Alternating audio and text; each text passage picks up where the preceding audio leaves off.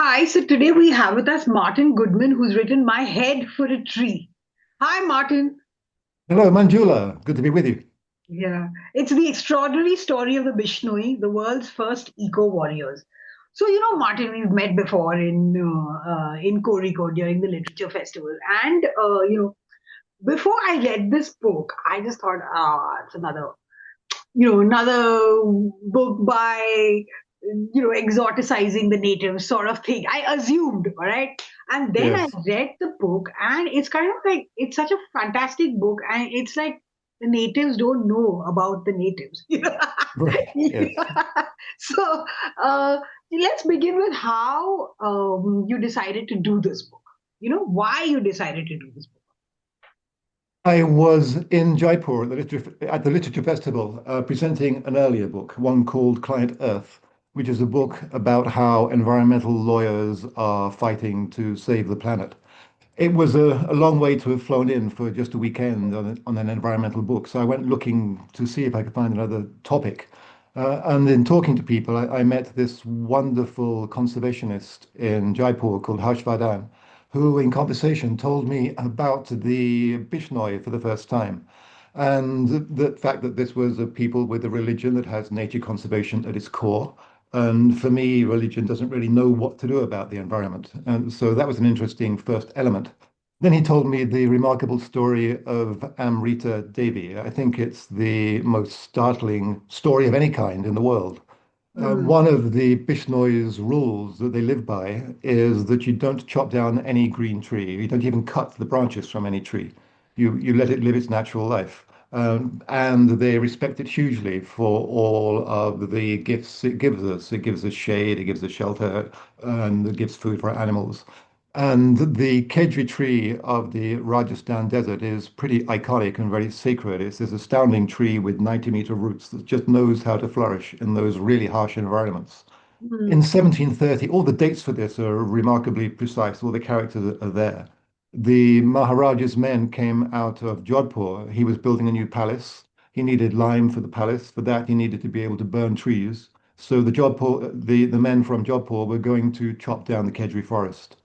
Amrita Devi and her village just came and held on to this tree. And she said, a deal, my head for a tree. It's a cheap price to pay. So they chopped off her head. And I thought, wow. But then her three daughters each came along and followed their mother's example and the example of their guru and held on to a tree, said, my head for a tree. It's a cheap price to pay. Each of them were beheaded. Ultimately, 363 Bishnois came running in. Even a newly married couple were walking by saying, what use is our future if we let a tree die? So they all held on to trees. 363 people were martyred for these trees before the Maharaja heard of the massacre and put a stop to it and saved the trees and saved the animals. And I thought, well, who are these people? Would I die to save a child? Well, probably. Would I die to save a whale? Possibly. Would I die to save a tree? I didn't think I would. I didn't know the answer to that. And I wanted to go and meet the people who would. So that was it, really. I went up to Jaipur to meet the Bishnoi. And so for 4 days, that's what I did. They met me at the station in Jodhpur and took me out to their families, to a funeral, to meet school children and talk with the children in the schools, to the farms and into their homes. And just a very happy engagement. And then the 4 days in, I was in a long ceremony in a tent out in Jamba and didn't really know what was going on, but began to glean it. And it was a ceremony to honor a young man, a young father who had been killed out protecting a small chinkara, this gorgeous little gazelle, from poachers, and the poachers had shot his head off. So 4 years on, they were honoring him, and I'd moved myself to the edge of the platform and thinking, okay, this is a long time in something in a language I don't understand. Then I heard Professor Goodman, my name and Kitab. I thought, oh, what's going on here? And then this patrician came up and elegantly instructed me that they were wishing me to tell the story of the Bishnoi for the world, and that the world was in crisis. It needed the Bishnoi's message, so it needed someone to help them get that message out. Would I do it? I felt a little ambushed, so I just said, well, yes, surely I will. Everybody was looking at me, everyone was excited. And then he used to be he's now an MP, but he used to be a headmaster, and the headmaster tone came in and he instructed me what I would do. Okay, if you're doing this now, you must do it very seriously. You must read very widely. You must meet a lot of people. You must travel in the footsteps of our guru, Guru Jamboji. You must go to his temple. You must tell the story properly. Will you do that? So I said yes, and this is now 6 years on. So and the book is out in the world. And but Hmm. it felt quite a responsibility, but also an honor. So Hmm. that's the story of how I came to know the Bishnoi, and then coming to know them better. Because as a writer in that situation, I don't have a story to tell, and it isn't my story; it is the Bishnoi's story. And so Yes. I just can't read books and sit down and write it. I have to go out and live their life for them a little bit, and hear them and have them tell me the stories they want the world to hear. Hmm. Yeah, and the thing what struck me about the book is that the rest of India doesn't know about the Bishnois at all, except like the first time I heard about them was when I watched this film Lagan in the late 90s. Whether the hero is a Bishnoi. I mean, and he kind of and after I read the book, I remember that was the first time I'd heard of the Bishnois. And then of course we Salman Khan, the whole Salman Khan episode of the killing the Black Bark and all that followed. And so, about the Bishnoi. But we don't really, I mean, until this book, one didn't know how very serious they are about protecting the environment and how much we have to learn from them as well. So, tell me about what the Bishnois themselves think about the ignorance of the rest of India, about them, you know. To them, don't you ever get disconsolate? And they said, well, sometimes we do just with the weight of everything we're facing and saving this environment and all the harm that's being done to it. But when anyone pays us attention, we feel heartened, and that gives us strength again. So they're not blaming the rest of the rest of India for not knowing about them, but they're just longing for them to join in because they do reach out when they recognize that there are people out there like the tribal women in the Hasdeo forest that are protecting their Mm, trees. They will work to be with them. There was a tale from years ago of a young man threatening to set himself alight if the authorities didn't ban the hunting of nilgai. So he did. He burned himself. But then the Bishnoi heard that and then said, "We will now do the same every day. A Bishnoi will burn themselves unless you change the law." So they reach out themselves. And when I presented the book at the Jaipur Festival, I asked the Bishnoi to join me on stage, and there were hundreds in the audience. And it oh, became a really fierce rallying call for nature. And it was everyone was punching the air and saying, "You must now join us. You must now join us." So it's not. There's a little bit of maybe despair that people aren't waking up. How can you not see that the world is as fragile as it is, and that you have the power to do something about it? And don't displace it to others. Don't ask us to do everything for you. That isn't our role. Our role isn't to save the world for you. That isn't what the Bishnois do. The Bishnois just live as part of their environment, and as part of their environment, you protect what's in harm. So just learn from us, really, and we'll learn from you. It's a conversation. mm. Also,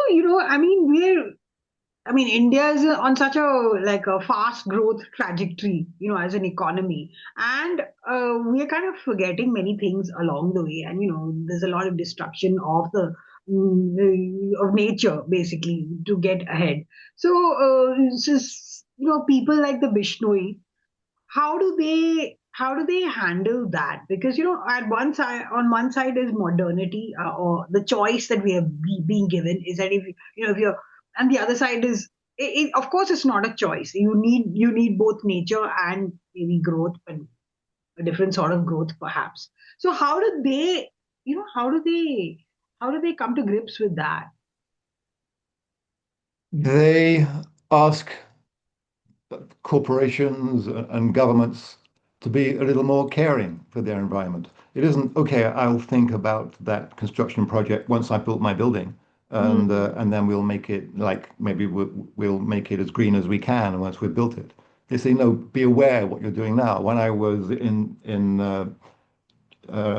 in Jodhpur that first time, there were huge floods, And so that took me a long way around the ring road to get to a meeting with the Bishnoi Tiger Force. Mm. And so I was going around this astounding, beautiful ring road, and then it stopped. Construction had stopped, and I didn't know why. I asked them. I said, "Well, because we asked them to stop it until they'd worked out a plan to move, no, to actually steer the road around trees or transplant trees." I said, "And that Ah. stopped them?" He said, "Well, yeah, we went into a tent and 10 of us, and then we asked them to do this, so they stopped. But 10 people say stop a multi-billion construction project and it stops. Why? So, well, 10 people ask them to do it, and if they don't, then 100 people will ask them, and if not, then 1,000.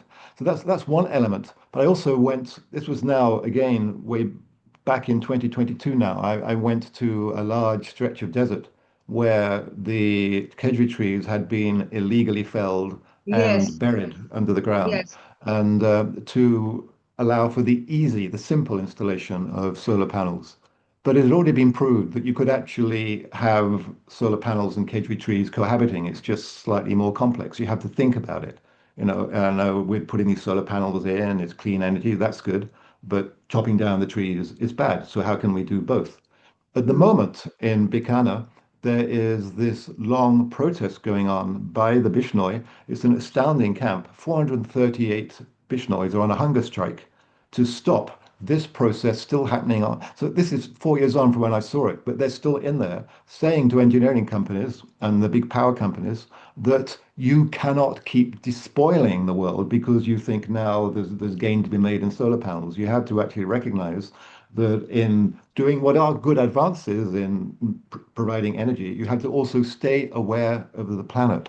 So that's recognizing that what we do has an impact. And if you just think of it as your home, you wouldn't allow people to come in and say, "Oh, there's something in your backyard that I need, so I'm going to just tear out your home and throw it out," and then, Yeah. but you can fix it later. No, and this world is their home, and of course it's your home, Manjula, and it's my home as well. So we can actually just stop. But hold on a minute, is there something we can learn from this? Is there something we can learn from 438 people that are on a hunger strike because they care for the trees and they recognize that we can care for the trees as well? Mm, mm. And just take me back to the guru and who laid down the rules for the Bishnoi to follow. I found those rules also so inspiring. I mean, in a hopeless world, it's really heartening to see that sort of thing, with this the stress in those rules. So talk about that and talk about him. You know. Yeah, Guru Jamboji, for me, is one of those great divine figures. He's seen as being one of the incarnations of Vishnu by many of his people, but for me, I see him really, in terms of a Buddha or a Muhammad, a Jesus, a Krishna, one of these figures that did grace us to teach us things for a while. He didn't Mm. necessarily doing it willingly. He was the son of some landowners. In what is now Rajasthan, and he was someone who he herded the cows, and they would, like with Krishna, they would respond to his little clicks. They seemed to be in total accord with them. Then when his Mm. parents died, he'd said, "Okay, enough already. I don't need the land. I will go and climb to it on a high sand dune and sit under a tree and meditate." That's all he wanted to do. But that wasn't all the planet needed of him. So suddenly he had this download from Vishnu and saying, "This is how your people must live." But what was happening down below was the effects of a huge mega drought. I think that's one of the things that India is a developing country, but it's weathered a hell of a lot of things, so it can actually has the experience to teach us how to live more lightly. It has these spiritual figures as well that come around and illuminate our world for us. And this is what happened then. This mega drought was meaning that all the camels were dying, the crops were dead, they were cutting down their trees, and everything was disastrous.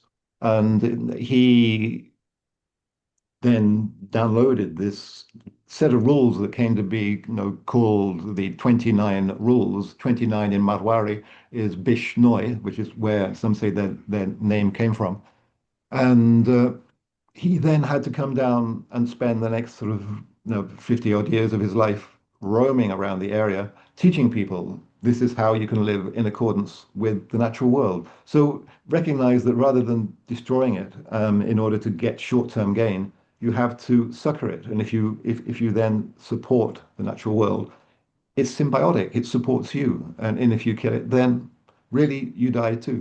And the Bishnoi, some of the people I met said that we can think of him as one of the first environmental scientists, but Mm.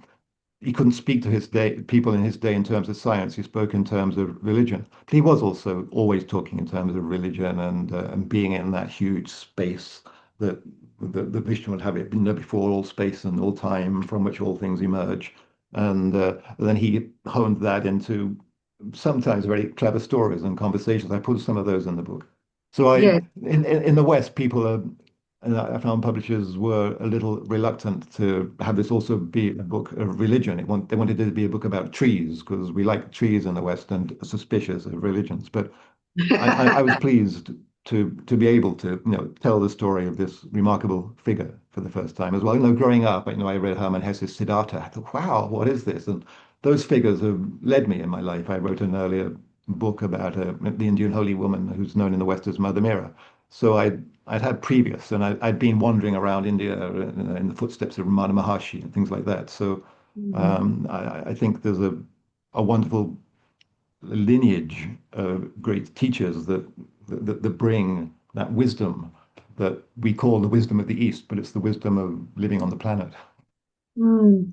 Yeah, but when I was reading it, I was thinking about these figures, but I was wondering why, Jamboji was not known. We know of Ramana Maharshi, we know of the mother, we know all that. There's so many religious figures who are quite admirable in their own way, but we don't know about this person.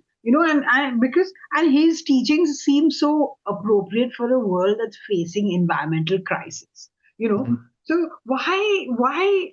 why is it taking so long? Is what I'm wondering.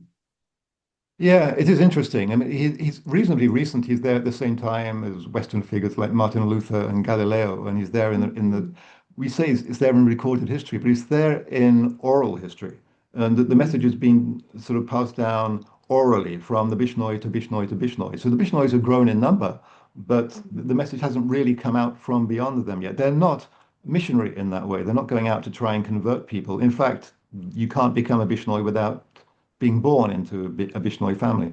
So mm, there is no, these are our teachings, come and follow them. And mm, so many of the stories that are in the book are ones that I was told, and they haven't really been presented in English, and some of them hadn't been presented, I don't think, in written form. So I think that was one of the things. It isn't he isn't a guru of the book. He's a guru of the spoken word. And mm, now this is the opportunity for people to come to know him, and hopefully then people will tell more of his story, and he'll become a figure. There was a book in French some years ago telling his story in a fictional term. So he crept into the Western culture in that way, but mm, but generally he's not known. But I wonder, are there other figures like this? And maybe it takes a while to permeate. How long was it before Christianity became sort of embedded in mm. much of the world? Yeah, possibly because we are all. I mean, India is has so many communities, and each is like a world within itself. Often, Yeah, so maybe now that we're kind of like interacting with each other, knowing each other's cultures as well. yeah. Maybe this is part of that. So. Yeah, that was also interesting as well, in that many Bishnois I spoke with didn't really see themselves as being a member of a Bishnoi religion. No, they thought that no, we're a Hindu sect, and you'll have all of the Hindu gods in their temples as well, or there'd be like a temple to Hanuman in their village. And I was fairly insistent in saying, no, I'm sorry, you're wrong about your own religion. It's a religion. And I was about to give up until I met the head priest in Mukam, which is their central temple. Beautiful, beautiful place. And he said, no, definitely it is a religion. No, it is for the no, it is because we look for all of nature, all of the environment, and Hinduism for him was looking at people. That might people might argue with that, but he was quite clear that it was that. But they see themselves as part of that whole Indian culture of Hinduism, throughout its various strains, and Yeah. they'd see themselves in context of Jainism as well. Yeah, Oh, okay. Yeah, Hinduism does have many different sects, and like I said earlier, we don't know each other very well yet. yeah. So, you know, There are various factors, in that they will bury their dead, which is very yeah. not Hindu. But that's because you don't cut down trees to burn your dead. You're returning the Mm. people to the earth, Wow, and they to have the various earth. patterns like that. Yeah. Mm-hmm. I think Yeah, that is a even big the environmental crisis, all the trees that are cut down to cremate people. I mean, if you could be yeah, burying them instead, you'd be helping the yeah, planet. yeah, yeah. Though even the Lingayats in Karnataka, they also, I believe, bury their dead. So, Yeah, yeah, okay. yeah. So anyway, so there's so much diversity here. So, There is, yeah. but uh, but tell me about. Yeah, I found that chapter about the Great Indian Bustard. Really interesting. So, do you want to talk about the effort to save the Great Indian Bustard and what the Bishnois have done? And there was that particular incident where that guy shimmied up the pole, and in the book. Yeah, happily. Yeah, Yeah. Manjula, that was the one that was the, the element of the story that was in place in my mind before I went. Because if I was looking for another book, I thought I might try and write a book about people that are giving their lives to protect the habitat of birds around the world. That was the initial idea. And Mm, then there is this astounding bird called the Great Indian Bustard, which is one of the largest birds in the world. You can't get much larger than that and still be able to lift yourself off the ground with your wings. mm, So there were like 115 of these birds left. They're the state bird of Rajasthan, mostly in the Thar Desert. This all really is a book about the desert, which is the Thar Desert, the most populated desert in the world.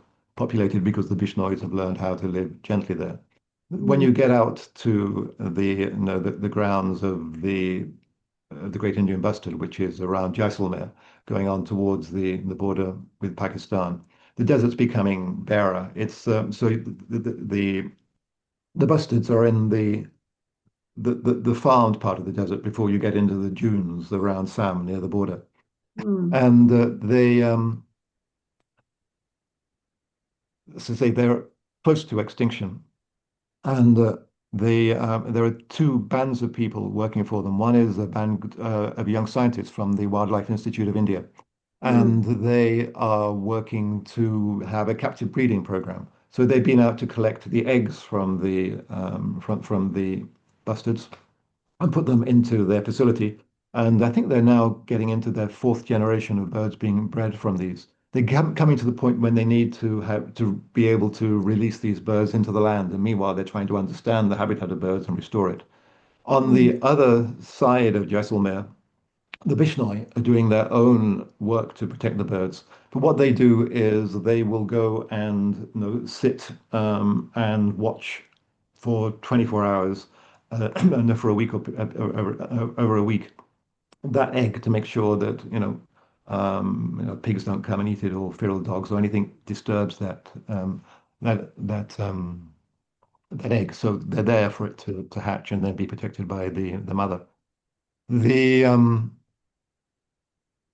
danger for these birds, the big danger, is that they were brought up, through millions of years and evolved to have eyes in the sides of their head, so they can only scan the desert widely, and they don't really see what's in front of them.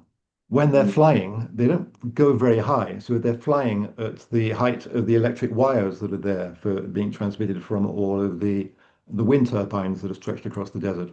And mm, so they fly directly into these wires. So mm. most of the deaths of these, like 10, 15 a year, so you're talking 10% of the extant population are electrocuted each year. Oh my God. And so I met this one man, Radeshyam Bishnoi, who was a glorious young man. He was in his 20s and had grown up in the village, and just recognized that, okay, we can't be saving black buck here, the great antelope, because they don't come here. But Mm, hold on a minute, the bustards that are here are really threatened. mm, So he does things like, the Bishnoi give out some telephones to the camel herders and sheep herders and all the people that range that desert. Mm. and pay them some sort of reward. And then if they see busted in crisis, for example, like caught up in tangled in barbed wire, they'll call Rade and he'll get somebody out there to protect the bird. So that's one element. But also he came and saw this busted on the ground underneath the wires, electrocuted, and he wanted the authorities to come and put the deflectors on the wire so they slightly more chance of seeing them. And Mm. but to do that, he got his Bishnoi colleagues to come in and protect that carcass of the bird, so that people couldn't just get rid of it or bury it. Climbed up the whole tower that's holding the pylon that's holding the wires in place, and said, "If you don't fit detractors onto these here deflectors, I'm going to jump." And people Mm. know that if the Bishnois say something like that, they will give their life to save an animal. They knew he would jump, so they Mm. agreed, and then they put up the deflectors. The sad part of that, he was one of the sort of most glorious conservationists and young people I've ever met. He was truly inspiring and knew his desert intimately. Great photographer as well. But sadly, last year he was killed. He was killed Oh, with another, with another Bishnoi and three fellow forestry workers racing in a car to a report of poaching, and they're in a collision with a lorry. So another young they got into Bishnoi collision martyr. with a lorry. Yeah, with a truck. Oh my Mm. God. So there's another huge loss of the Bishnois, but so many Bishnois die protecting protecting nature. That's one of the things. I mean, the story of Salman Khan did become sort of quasi famous around the world as well as in India. You don't, you take on a big Bollywood megastar. But for me, that also showed that other flip side of the Bishnoi. It isn't just these people that will give their life passively. They will go unarmed against poachers. And I'm thinking about what that is, and no, we keep saying we say, well, this human nature, we are part of the natural world. It's not the natural world that we protect, and it's like it's something separate from us. I said, but how is that? And one of the things I've learned from the Bishnoi is that the tree will give you shade, and it will ultimately give you, its firewood. It will give you food for your animals. It'll give you food for yourselves, and it'll give you bedding from its leaves. It'll give you many things, and Mm. but there are very things it can't do. It can't argue for itself in court. It can't Yes. sing songs in its own praise, so that you become aware of the beauty of the tree. Mm. It can't offer its head to an axeman. It can't. It hasn't got fists that it can fight for. It can't chase anybody Yes. no, away. And so there are various things that we as humans can do. We have a skill set that isn't, no, I can't drop fruit down onto animals and I can't spread my wings and give effective shelter, but I can protect my cousins in the natural within the natural world. I can use some of my attributes to defend it. So that's what I see the Bishnoi as doing. So they're not going to the same level as poachers and arming themselves and getting into a war with the poachers. They're chasing down armed men while they are unarmed as a community in force, and they're fierce. And I love that. I love the fierceness of them. I love that you'd have a group and call yourself, the Tiger Force, the Bishnoi Tiger Force. This Yes. is men as tigers, and we will Mm. we will come and defend our patch of world, and that for me is a good lesson. Mm. Okay, so now, I mean, we've spoken about this before, and I remember somebody from the audience also asked you this. The whole Salman Khan case, and then now Lawrence Bishnoi saying, threatening Salman Khan, and he's become a gangster, this person. So, how does the Bishnoi, I mean, so clearly he's strayed away from the path of the Bishnoi, though he's a Bishnoi. How does the larger Bishnoi community view this individual? Because he's now famous as somebody who's threatening this film star, and but using clearly violence, right? So Yeah, I think there's some um, I think disheartened in a way, in that they say to me, well, he's a renegade. And every community has its renegades. They wish the media wouldn't say, "Oh, right, we love renegades and we love sort of stories of everything going bad." So they they're upset that that when you hear the word Bishnoi now, you attach it to Lawrence Bishnoi, that that's where all the media attention is going. They've got an important message that they'd like to get out there, and it isn't Lawrence Mm. Bishnoi. That's kind of the antithesis of what they say.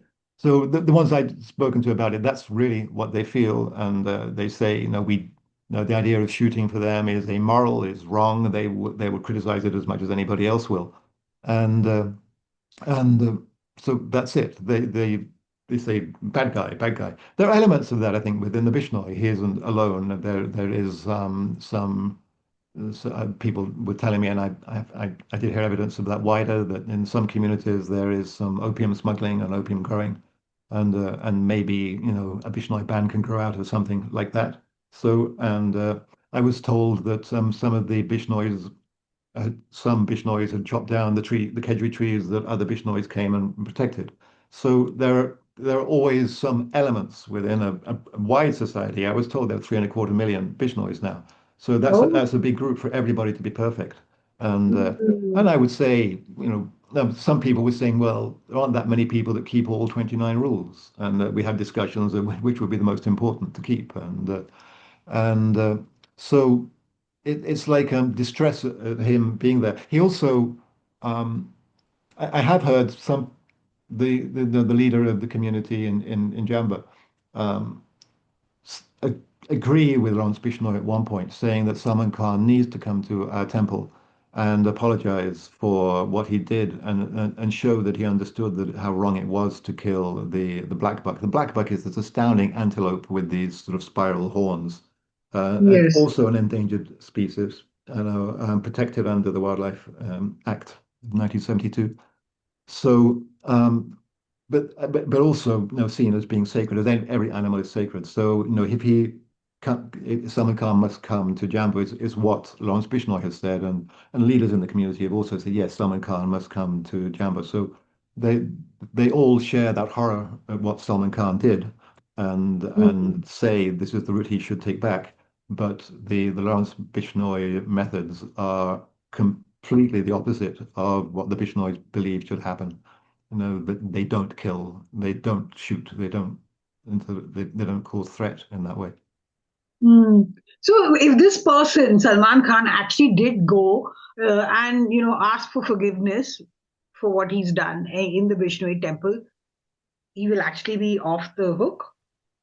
So they say, yeah. So the leader of the community in Jamba said, and I think they wanted his father to go as well, and just it was the case really that in many instances I heard accounts and read in books of the Bishnoi would go unarmed against these armed poachers and they would catch them and they'd Mm. often beat them up. In fact, they're not tentative. Okay, now let's have a discussion. But the person who's caught must then ultimately declare their understanding of the Bishnoi's feelings and the sacredness of nature and how they can't just trample over it and kill what they want. Mm. And then they're released. They're not then imprisoned or fined or their home destroyed or anything like that. It's just they're trying to bring people to an understanding, but it's an understanding of their nature. And that's Mm. it. Look, just understand that you are a part of this natural world, and in damaging that, you're not only damaging us, you're damaging yourself, you're damaging everything a person is. And so, if you could express that, then Mm. okay, let's stop. Mm. Okay. Okay. And also your book said that the origins of the Bishnoi, I mean, they were actually they are drawn from the Jats and the other pastoral and agricultural communities of Rajasthan and Haryana and this area, right? Yes, yeah, that's Originally. right. Yeah, Jambodi himself was a Rajput, I think, but most of the people he attracted were Jats, and Mm. he didn't. I mean, he didn't believe in any caste distinction. So anybody from any caste was welcome, and women were as welcome as men, and they each had an equal voice within his community.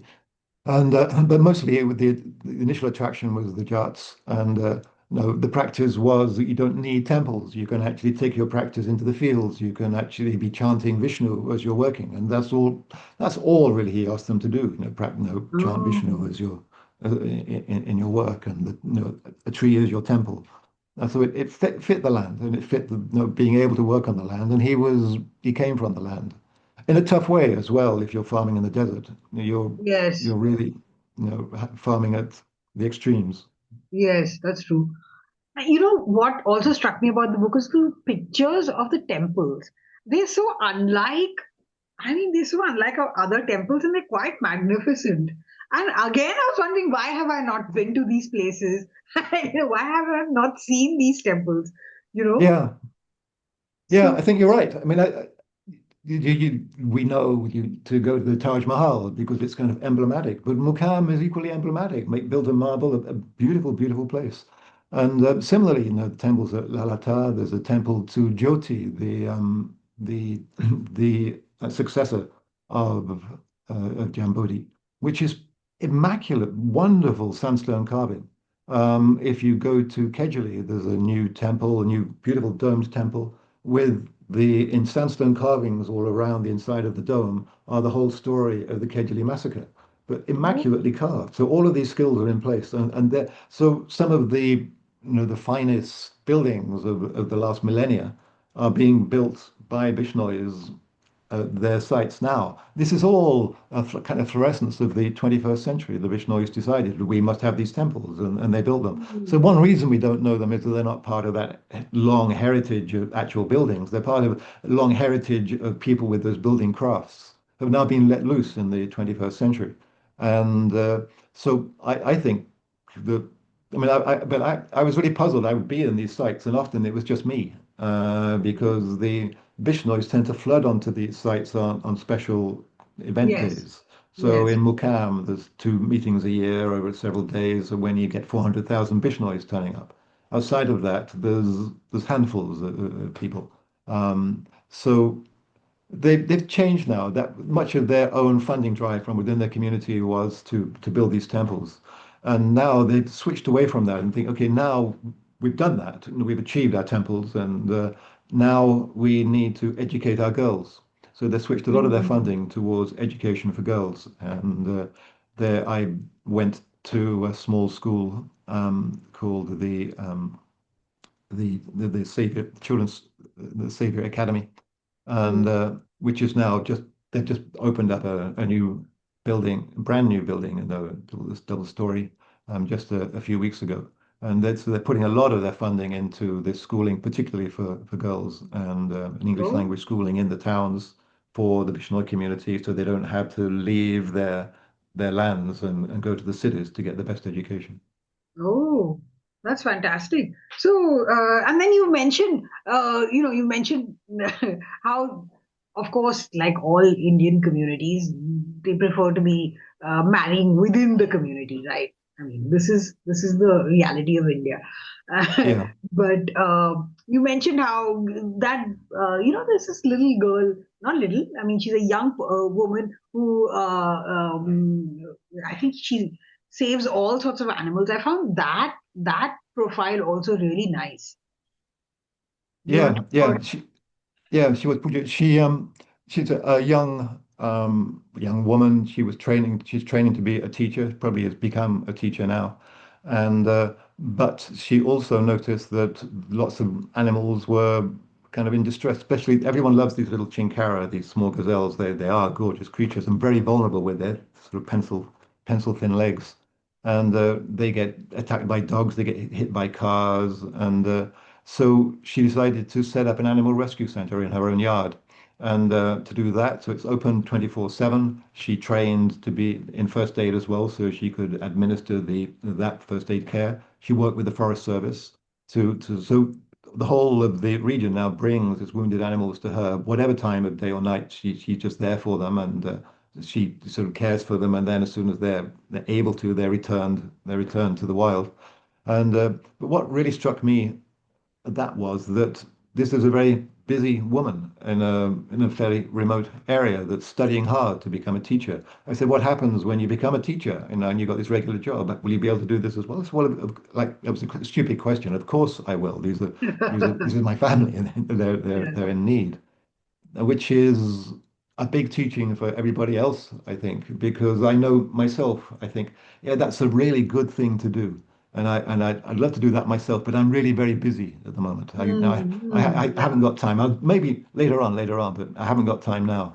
And the thing about the Bishnoi is that they just that doesn't occur to them. You know, if there's something to do, you do it. You do it now because that's where the need is now. It's like if you have a little baby, you don't say, "Well, yeah, I know you're hungry, but yeah, but I've got to go to work now, and I'll feed you tonight." You know, you Mm. act now. And the Jamboji's one of his teachings is not one of the 29 rules, but one of the wider teachings is that the young should act now. Don't wait until you're old to act, because by then Mm. you've lost your stamina, you've lost your energy. You know, use that force now. That's the whole nature of the Bishnoi Tiger Force. It's young people acting Mm. and changing the world and affecting it. Hmm. And what also struck me about, you're talking about the education of girls and they're putting a lot into it. And that conversation with her, I think this girl's father, who said that, because the girls are studying science, they are marrying outside the community. Yeah. It sounds like something that a lot of, I don't know, a lot of people say. No, so what's the general view there? Yeah, I found that one hard. I mean, that was me as a Westerner. I don't come in and have an opinion on that in a way. I had some opinion in that I think the no, Jamboji, who set the Bishnoi rules, didn't require that sort of marrying within the Bishnoi clan, and what was it? What's it like for the women? You know, there was child marriage until recently. Many young people I met were married at the age of two, and Oh. that's kind of they're stopping that now, but that was the case. It's still the case that if you're, the woman will move to her husband's village, and I said, isn't that distressing? No, that you've moved from your home. They said, well, not really, because there are many people, other people that would have moved, the women that have moved from it, and then basically their home is replicated because of this pattern. Hmm. You're not moving into an alien environment. It's almost just transplanting, the home that into this. So everybody was easy with it on the whole. And I mean, I did meet people that did marry for love outside of it, and they were ostracized Oh. lost their positions that they had, and women of great authority were not able to carry on in the positions they had. So for me, it's a limiting, but then I'm not taking on the Indian caste system or marriage systems or anything else. I just ask, I ask questions and I say what's there because surely there are virtues in it as well. Otherwise, it wouldn't have Yes, of course. endured for so long and be so guarded by people. And but it was funny. Mm. There was a generational change. Mm. The father. I was having translators, and somebody later translated what the father was saying. And he was a couple of meetings, and he was rigorous in clamping down, the daughter's free speech, and no way will you be allowed to choose who to marry. And so I could see there's a generational shift. Mm. Mm. Well, I guess there's a generational shift everywhere. So, Yeah, absolutely. you know. But tell me, what were the difficult parts of this book for you to do? You know, the complicated parts. Um, in pure writing terms,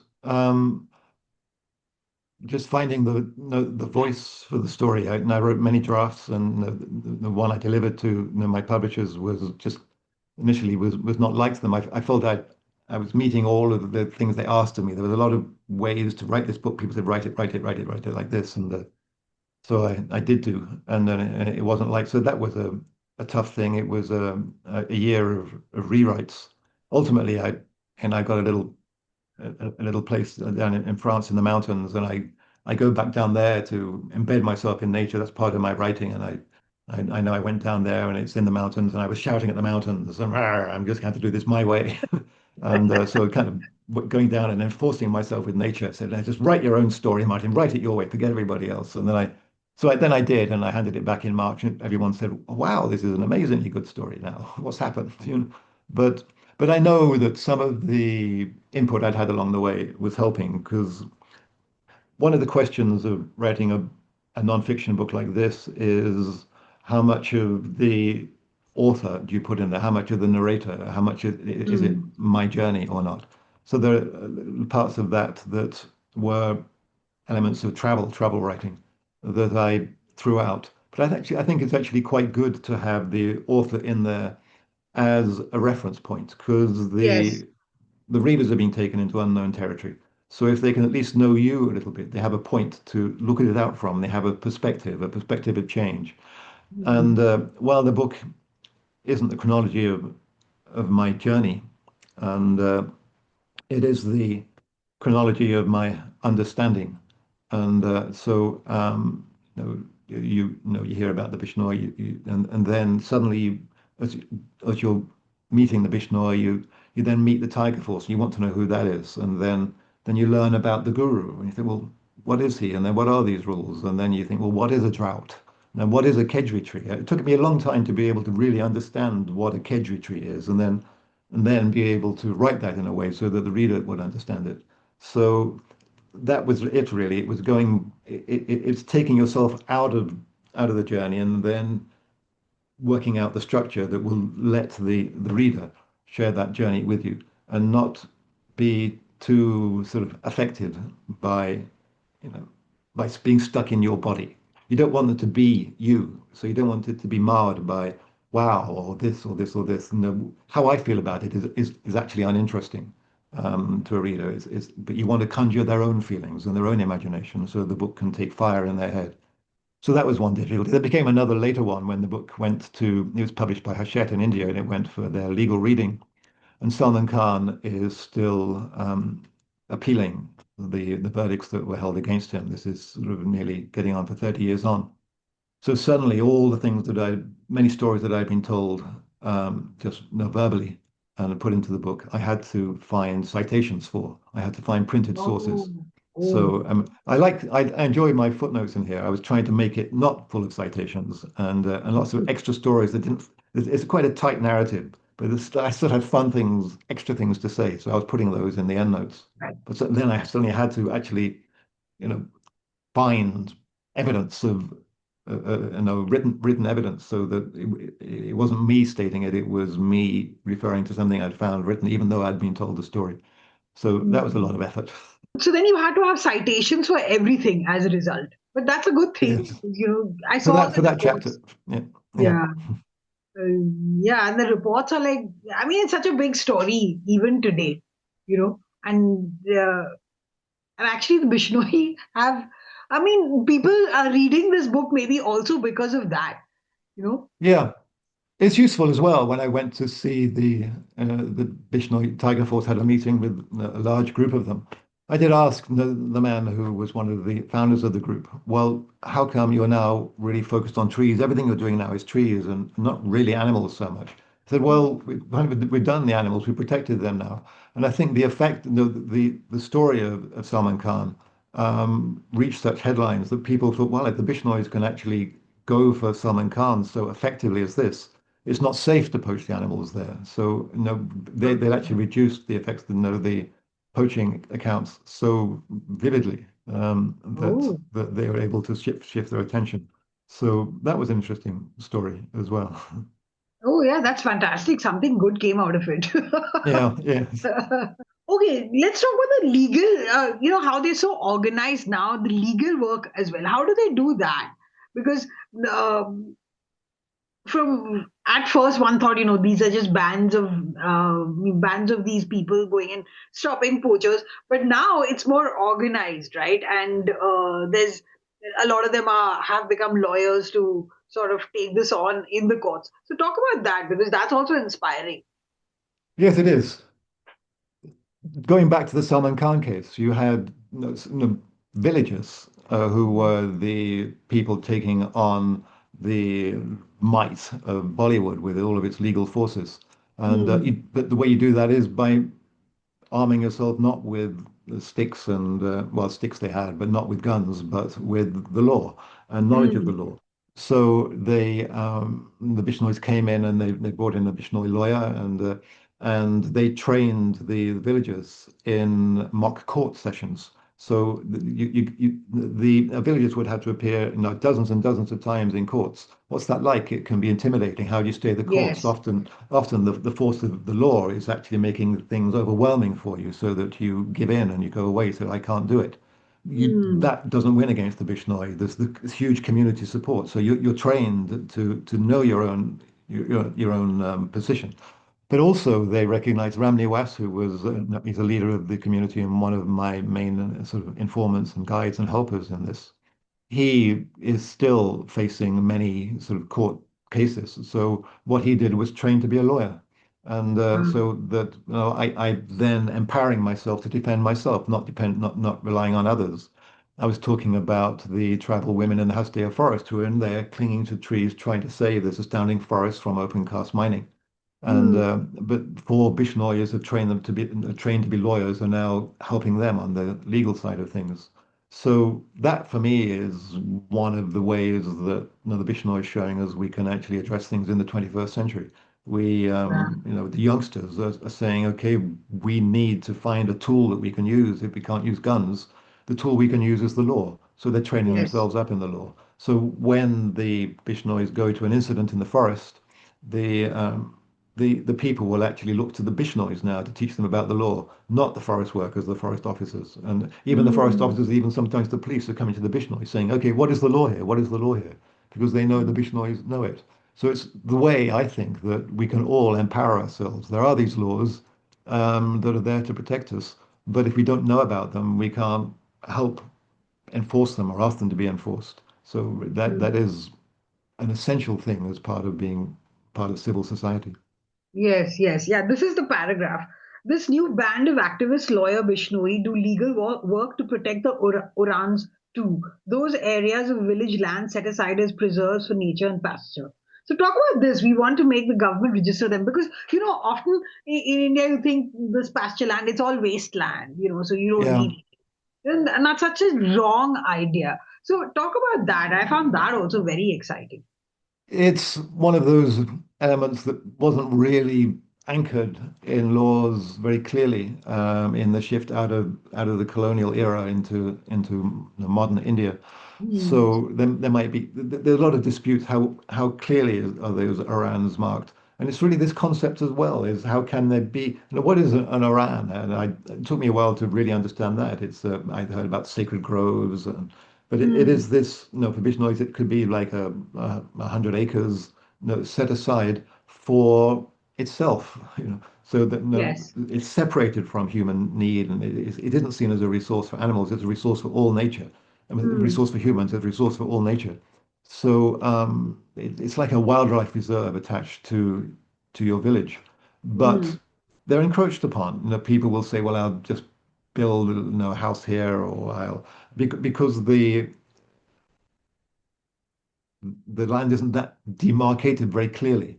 People Hmm. can just encroach on it, or because nobody's watching it, people have Yes. found, they're built upon it. So it's really sort of marshalling, guarding that land. Sometimes they're actually getting extra levels of protection built into the land as well, to have it registered as a proper wildlife refuge. And Ah. so that's one element.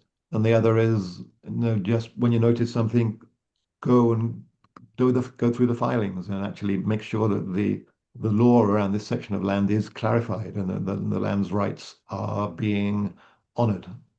Hmm. Hmm. So fascinating. I could just keep talking about this. And this book, for the listeners, it's like a wonderful book. And really, I think Martin, you've done this great thing of showing us an aspect of our own country which we're so ignorant about. I mean, there's so many things that we're ignorant about. India. So I really enjoyed this book, and thank you for talking to me about the Bishnois. And for everyone else, go and get My Head for a Tree: The Extraordinary Story of the Bishnoi, the world's first eco warriors. And we have much. The rest of India has much to learn from them. So Well, thank you, thanks, Martin. man. Thank you, Manjula. I really appreciate the care you've given to the book and the help you're doing in spreading the Bishnoi word. So let the word settle into your hearts, readers, and thank you very much for your kind attention. It's been my honor and joy to be meeting Manjula again and sharing this book with you all. Thank you. Bye. Bye.